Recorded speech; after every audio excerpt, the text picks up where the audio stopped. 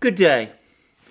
One of the interesting facts about international relations, for those of us who like to cover this topic, is that at the moment one part of the world seems to get a little quieter. Things in another part of the world seem to heat up. If we look at the world in total, we can see that there are three regions which are at the moment the principal focus of international tension. One is the Indo-Pacific region, where the United States is currently facing off against China, and where each power is maneuvering all the time against the other. And we heard a great deal over the course of the summer about the tensions between these two superpowers, China and the United States, in the Indo-Pacific. And another part of the world, which is always tense and where things always seem to be increasingly violent and dangerous, and where there's often great tension, is that huge arc of territory known as the Middle East, which sometimes also includes parts of Central Asia. And again, this summer has seen great events take place there. There was the victory of the Taliban in Afghanistan. There are the negotiations between Iran and Saudi Arabia. There's the deadlocked negotiations between Iran and the United States in Vienna over the revival of the Joint Comprehensive Plan of Action, the Iran nuclear deal, and where, in fact, the summer was also a place where there was a great deal of tension. And if we go back a little earlier, some of you will remember that back in the late spring, there was also a major military engagement between Israel and the Palestinians in Gaza. And, of course, there's always Europe. And Europe, it's fair to say, has been reasonably quiet since the summer. But earlier in the year, it didn't appear to be so at all. There was a major build-up of Ukrainian troops along the border, or at least the contact line between Ukraine and the two breakaway republics of the Donbass, the Donetsk and Lugansk People's Republics. The Russians responded by a major military mobilization along Ukraine's border and made statements that if there was a war in eastern Ukraine, it would be the end of Ukraine.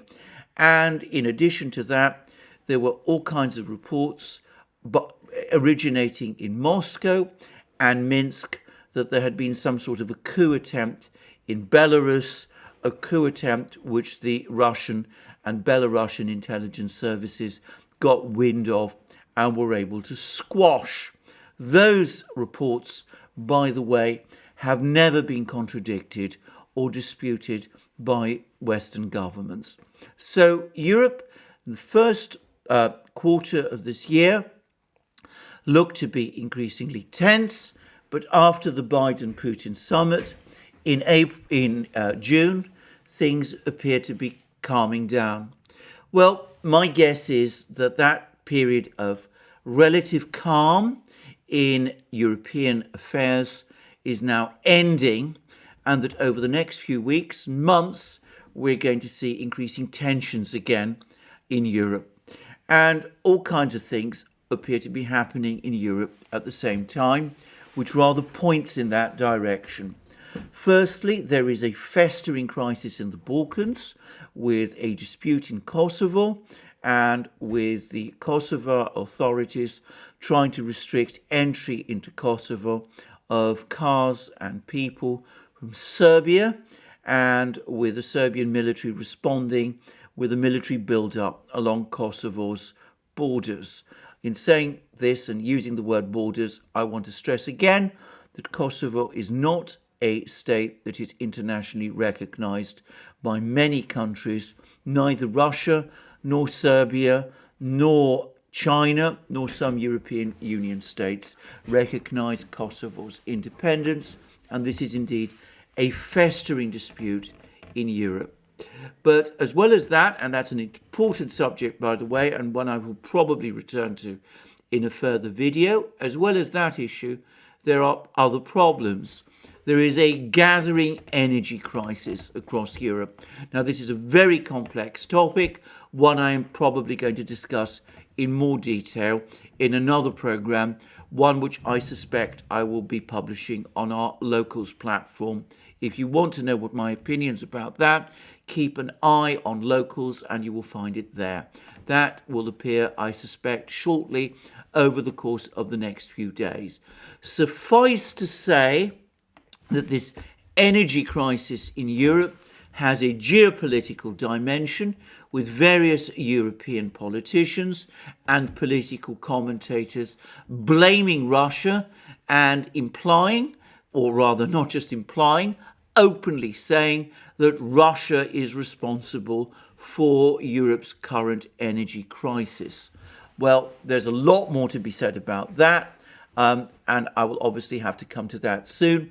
But suffice to say that the energy situation in Europe, which I believe is almost entirely self-created within Europe itself, is likely to become a further source of international tension fairly soon. But perhaps the most telling indicators that things in Europe are going to start heating up before very long comes from a series of moves that are taking place in Russia.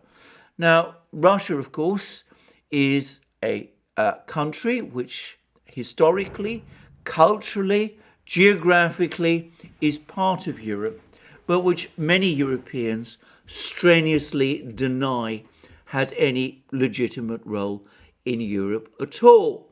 And the Russians, for their part, seeing themselves excluded from European institutions like NATO and the European Union, to their increasing relief, by the way, I've also begun to wonder whether they can properly consider themselves to be a European state. Nonetheless, Russia remains a major player in Europe and in European politics, and given the geographical proximity and the cultural resemblance, it's hardly surprising that that is so.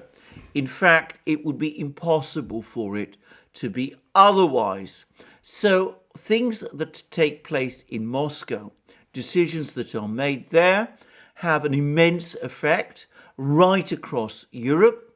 Russia being, of course, far and away the most powerful European, or if you like, Western Eurasian state. And in part, those decisions that are made in Moscow also reflect developments in Europe too.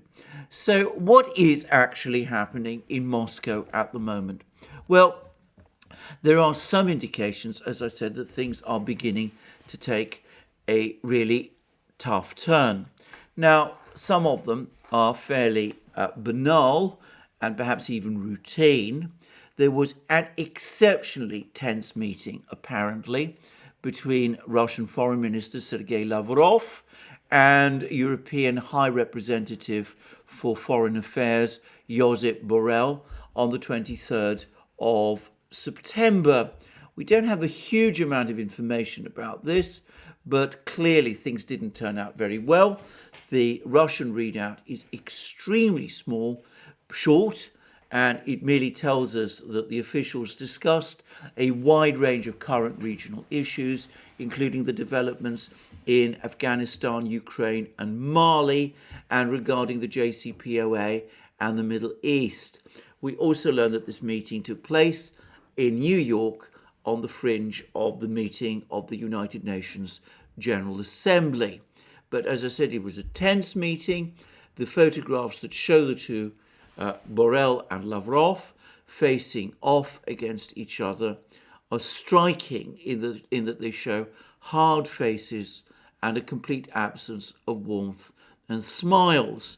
And Lavrov has subsequently confirmed that there was a major row about the situation in Africa and specifically about Mali, with Borrell apparently objecting strongly to the fact that Mali has apparently approached Russia for help in fighting jihadi fighters in Mali, and that the Malians have received promises from Russian contractors, from the Wagner Group and others, to assist Mali to fight these jihadi groups in Mali.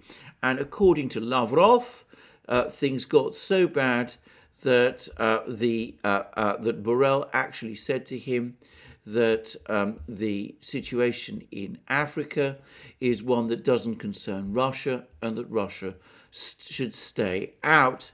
In fact, the language is really remarkable, and Lavrov understandably has said that in fact the feeling was that the Russians found all of these comments from Borrell deeply insulting. Well, I don't know the whole story of this, but all I will say is that the idea that Africa is somehow a place which is exclusively under European influence is frankly one that the Russians, of course, and most Africans would find astonishing, and it betrays an almost neo-colonial mentality, and one which I'm pretty sure will be unpopular in Africa itself. Anyway, there was an intense meeting between Borrell and Lavrov, and I doubt that Mali was the only issue that divided them. But perhaps it's meetings that are taking place in Moscow itself, in which the Russians are talking to each other, which suggest that something big is on the way. Now, here I should say that it's not always easy to decipher what is going on in Moscow, because though the Russians can sometimes be extremely transparent and open about what is going on, their websites are actually highly informative. Their government websites are often very highly informative, and their public statements still more so. They can be very secretive when it suits them. And it does seem to me that over the last few days, there are signs that the Russians have been acting in a way that suggests not just a degree of secrecy, but rather deep consultations going on within the Russian government. Now, one of these things that suggests this is the disappearance from the public stage of the person who dominates Russian politics, who is Russian President Vladimir Putin. Now, for a couple of days, we were hearing reports that he had ceased to attend public events because he had gone into self-isolation following the detection of infections on the part of some certain members of his entourage. This was questioned by some people. There were even some bizarre claims that Putin had been the target of some kind of assassination plot. That, by the way, is nonsense. But it was nonetheless the case that for a time Putin did vacate the stage, claiming that he was self-isolating. I incline, by the way, to accept that explanation as true. But it was what happened afterwards that is perhaps more interesting, because in the days after Putin went into self-isolation, he then went on what is called a holiday to Siberia, and photographs of him, apparently on holiday, fishing, have predictably appeared. Now, Putin does go on holiday from time to time, and there's no doubt that he enjoys the outdoors, and I'm sure that part of that was that partly explains what he was doing.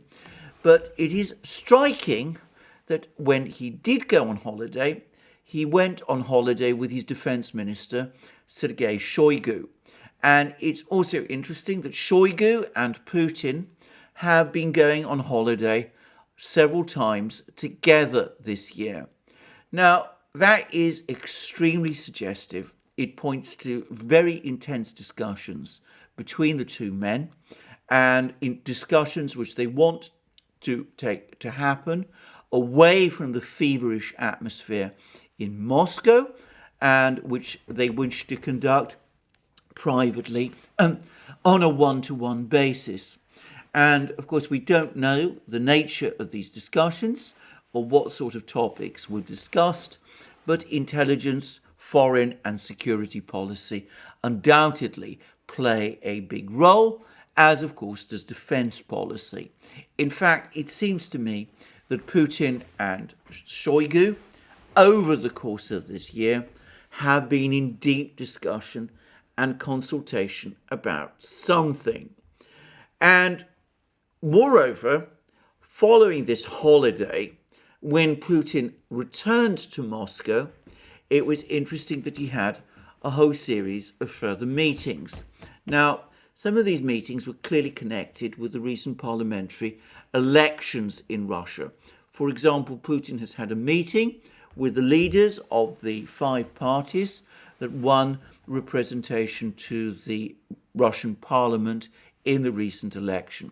These are United Russia, the Communist Party, the Liberal Democratic Party of Russia, the A Just Russia Party, and the New People Party. All parties which are very much part of the Russian mainstream. They have real differences, sometimes even profound differences with each other on the direction of domestic policy, but on foreign policy, they all essentially support the same line. And it does seem to me that this meeting that Putin had with these leaders of these parties, though in some ways a routine meeting, also suggests to me that Putin was consulting with the leaders of these parties and informing them about certain decisions that he had been making, and perhaps informing them about some of the discussions he's had over the course of the summer and on his so-called holidays with people like Shoigu. And in addition to this meeting with the party leaders, Putin has had 2 other meetings, and they are considerably more interesting. Now, one of them was a meeting with the Prime Minister of Russia, Mr. Mishustin, and with the Deputy Prime Ministers of the Russian government. And I'm afraid at this point I'm going to have to be a little boring and explain a little bit about the structure of the Russian government. Now, in Russia, the government consists of ministers who head various ministries, but above these ministers, there is a sort of layer of senior ministers, a kind of inner cabinet of people who hold the office of Deputy Prime Minister. Now, the Deputy Prime Ministers are in overall charge of large sectors of Russia's economic and social life, and their job is to supervise the work of the ministers within these sectors who actually run the ministries. So to give an example, one very important and very powerful minister is Yuri Borisov, who is the Deputy Prime Minister, a Deputy Prime Minister. His role is to supervise Russia's industrial sector, specifically and in particular its military industrial complex. But as well as doing that, he obviously integrates and brings together various ministries, such as the Industry Ministry, the Economics Ministry, to some extent the Defense Ministry too, and supervises their work as they set about carrying out industrial and scientific and technological plans, partly with a view to upgrading Russia's defense capabilities, but also in terms of long-range industrial planning, some of which undoubtedly has civilian applications.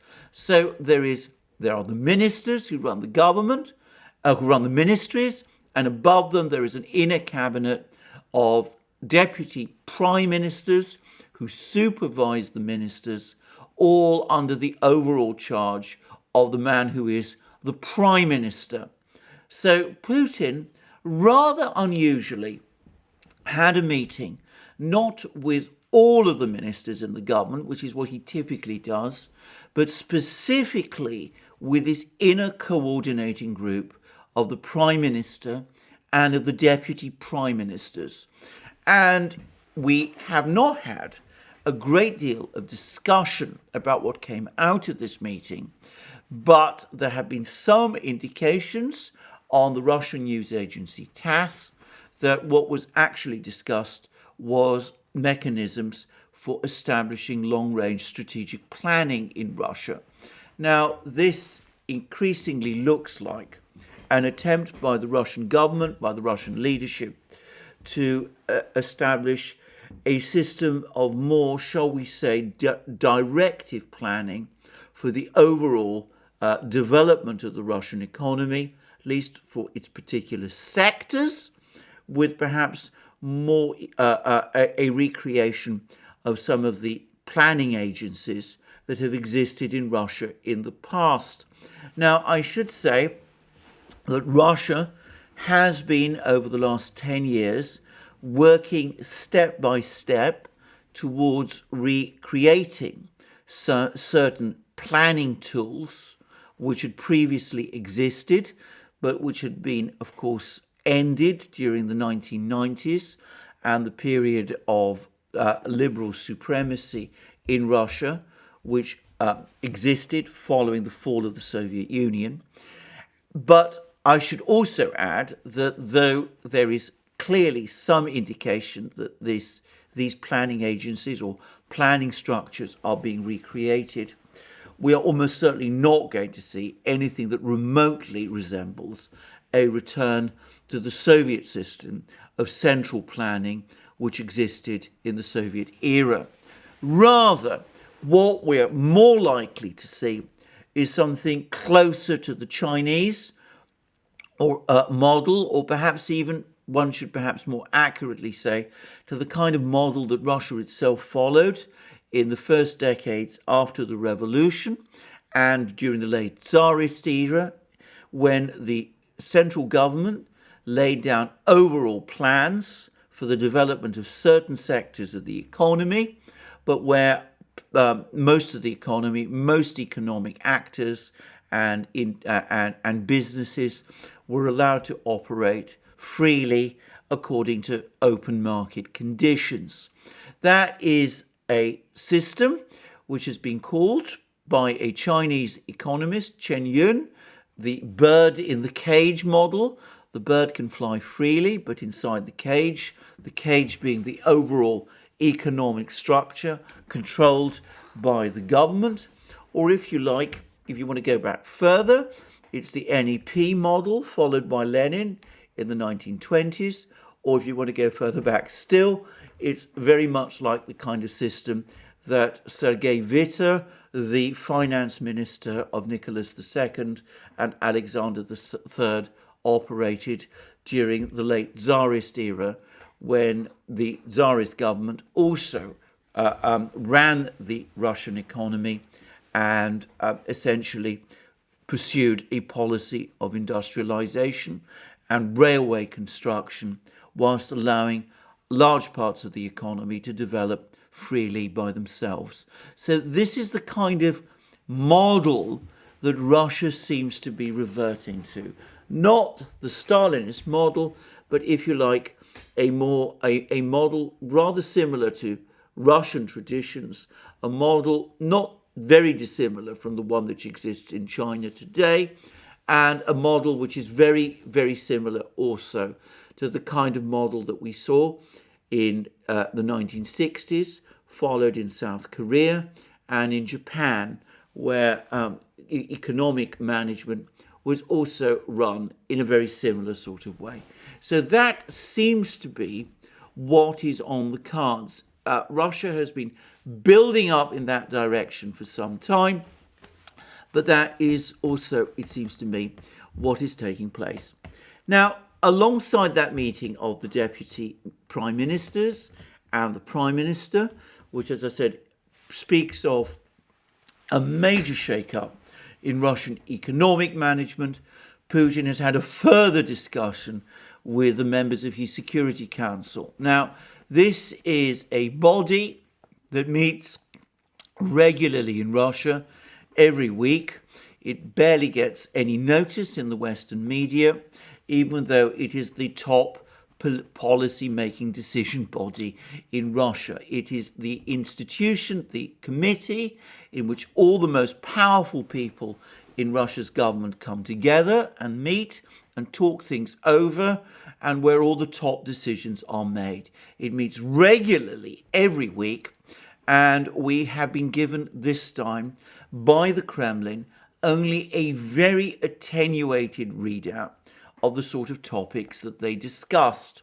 In fact, the Kremlin says that they discussed security policy, the relations with Belarus, and essentially problems of security on the western border and in connection with Ukraine. And the overall impression this very brief readout gives is that the discussion centered upon the major steps which we know are underway to integrate the Belarus industrial and agricultural complex into the Russian one, and in particular probably integrate Belarus's actually extremely important and very strong military industries back into the Russian military industries complex, to which, of course, they were previously united when Belarus and Russia formed together the Soviet Union. Well, all of these three meetings, the meetings with the political leaders, the meetings with the deputy prime ministers, the meeting at the Security Council, all seem to be taking the place at the same time. And it does seem to me, as I said, that there's clearly going to be a marked revision and change before very long in Russian economic management and in the way in which Russia runs its economy. We're going to be moving away, if you like, even further away from the neoliberal model which Russia followed in the 1990s and which it has been edging away from ever since Putin became president in 2000. We're going to probably arrive at what I suspect was always the intended destination point of, if you like, the South Korean, Japanese, Chinese, early Soviet, late Tsarist model, if you will. And we are also, I suspect, going to see major decisions on foreign policy before very long. Now, what is triggering all of this? Why is Putin having all these meetings at this time? Why is he meeting with Shoigu in the Taiga, having all these one-to-one meetings? Why is he taking these steps to bring together all the officials of all the ministries at this precise moment? Well, partly, as I said, I'm sure these are long-range developments. I am fairly certain, for example, that the overall plan to return, or rather to re-establish, the kind of economic model that I've been talking about has existed in Russia for some time. I think that it has taken a while to set up all the various building blocks in place, but I think that the Russians feel that they're practically there.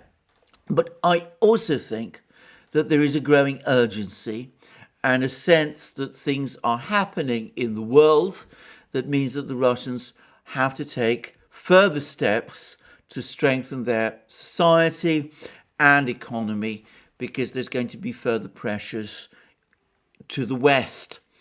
And certain things are in the process of happening, which the Russians, if not exactly alarmed about, must be taking increasing note of. For example, there are all these sanctions proposals that are now floating around inside the US Congress. The Congress, the House of Representatives, has recently proposed certain extraordinary amendments to the new Defense Appropriations Bill, which is currently winding its way through Congress. I discussed this in a recent video, which I did, which you can find on Locals, and I've just explained why these extraordinary sanctions plans are not going to have the effect on the Russian economy that their authors seem to intend that they should. But nonetheless, they are pretty drastic, and they suggest an almost implacable hostility on the part of the political class towards Russia. So 35 officials, top officials and business leaders in Russia are now being placed, or will be placed if this amendment carries, on a sanctions list. These will include people like Borisov and Mishustin, respectively the Deputy Prime Minister and the Prime Minister of Russia that I recently talked about. It will also include, incidentally, business leaders like Roman Abramovich. Can't imagine why he's included. I suspect it's connected in some way to a libel claim he's bringing against the Financial Times journalist Catherine Belton, but that's just my own guess. And it includes a whole number of other people. It will be seen in Russia as a straightforward attack on the Russian leadership, one which, of course, they will brush off, but one which nonetheless also shows the implacable hostility to Russia's leadership of the political class in the United States. And the second step that is apparently proposed is a blanket prohibition on Americans buying or owning Russian sovereign debt, whether on the primary or secondary international debt markets. Now, again, in that video I recently did on locals, I explained why this is not going to have the impact that the authors of this amendment think it will. But the point is, again, what it shows is the implacable hostility to Russia of certain people in the United States, not just certain people, but the entire political class of the United States.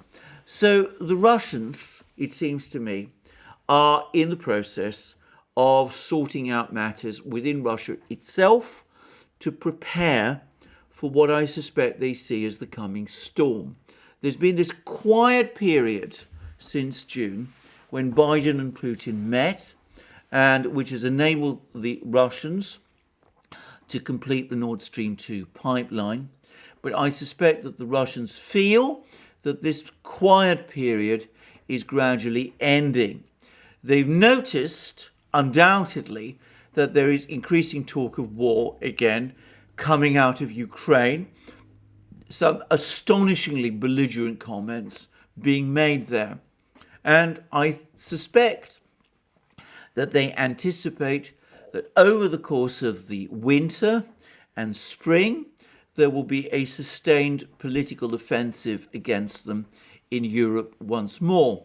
They also probably expect a decision by the Dutch court in the Netherlands to make them liable for the UCOS confiscation, which took place all of those years ago. And I suspect they also expect further action on all sorts of other topics of a similar nature. So just as the Chinese, it seems to me, over the course of the summer, have made various changes to their economy in a way that appears to be intended to prepare China for the storm that's coming, so Russia, it seems to me, is in the process of doing the same. And of course, the Russians have also been making military moves. They had that major exercise on their western border, Zapad 2021, in which they basically highlighted the enormous strength and power of their armed forces. So it seems to me that what we're seeing is the Russians gradually taking further steps, not just to distance themselves from the West, and to leave behind them the economic model that the West tried to impose on them in the 1990s, but also taking steps to strengthen their society and their economy and their military position in anticipation of the major crisis that they probably see coming very soon.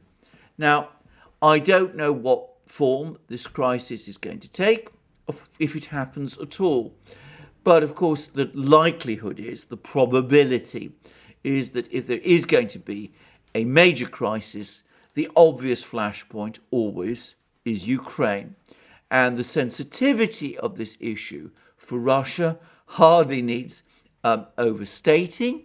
And of course, from a Russian point of view, they know perfectly well and anticipate that if there is a conflict in Ukraine, not only will Europe be mobilized against them in some form, but they also expect at that stage to be cut off from the SWIFT interbank messaging system.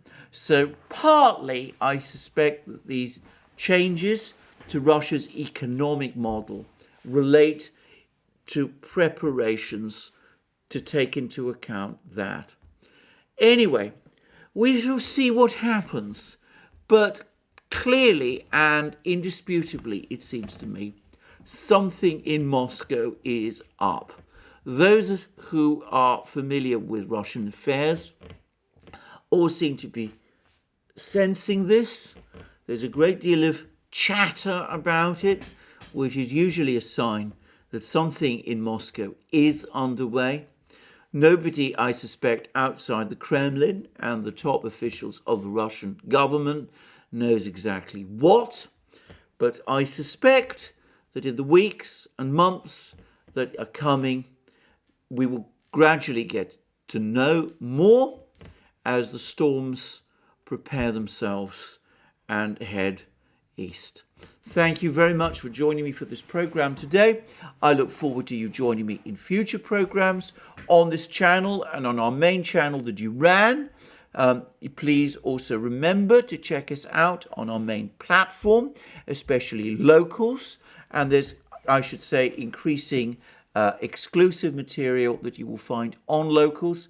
You will also, by the way, if you want my opinions about the latest Julian Assange revelations that have come out of Yahoo, you will find a discussion by me and Alex Christoforou about that on locals. You will also find on locals a recent discussion between Alex and me about the German elections. And as I said, I will be discussing other topics like the European energy crisis there very soon, and I anticipate doing my first live show on locals some point this week. So if you want to keep fully abreast of my reporting on all topics, well, also remember to check me out on locals too. And you can also find us on other platforms. You can find us on BitChute, Library, Rumble, and ODYSEE, and of course on the new free speech platform SuperU as well. And if you want to support us, you can support us via Patreon and Subscribestar, and also by going to our shop and buying the amazing things that we have there. Here is a mug, a magic mug, for example, with that consummate diplomat, Mr. Lavrov. You can get yourself a mug with his picture on it, but of course you don't have to get a mug like that. There are lots of other amazing mugs in our shop that you can also buy. And not just mugs, but t-shirts, hats like this one, hoodies, sweatshirts, t-shirts, you name it, they're all on our shop too. And you can also, please also remember, if you've liked this video, to press the like button, and please do check your subscription to this channel. Well, thank you for joining me again today. I look forward to you joining me again soon, and have a wonderful day until then.